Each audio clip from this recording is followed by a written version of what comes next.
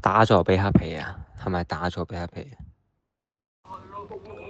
呢個大哥中意食一啲咧脆口酥類嘅嘢，有少少似你可以理解係譬如點心嗰啲嘅芋頭酥啊，或者一啲即係外皮係脆口我點樣去形容俾你聽呢？酥類咯，總之係乜乜酥啊，乜乜酥啊。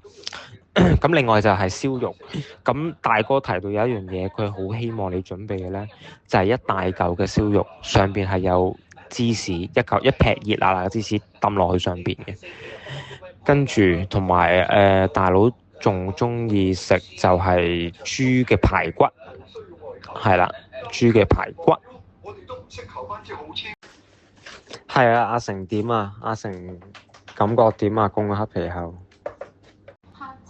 亦係大哥希望你啟動嗰日係有嗰個乳豬啊，嗰個腩肉啊，大嘅燒肉啊，劈芝士啊，佢最希望食到呢樣嘢，其中一樣。喂，嗰個芝士咧，你焗完出嚟咧，你再攞個火槍咧燒喺個芝士面度啊，等佢燶起泡啊，仲撚香啊！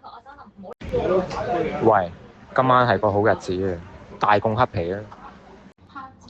亦係大哥希望你啟動嗰日係有嗰個乳豬啊，嗰個腩肉啊，大嘅燒肉啊，劈芝士啊，佢最希望食到呢樣嘢，其中一樣。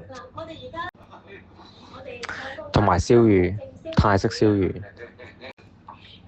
黑皮咧，一般所有嘅黑皮咧都係中意食燒肉嘅，但係佢有一次，佢就係睇過我有睇下張欣瑞啲片咧，我自己見到我都好有 feel 啦。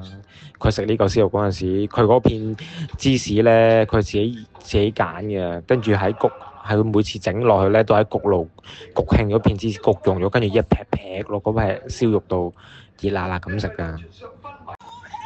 豬類咧，脆炸香口嘅嘢、脆皮嘅嘢咧，佢都係好撚 like 嘅。幾款嘅黑皮都係好撚 like 嘅佢哋。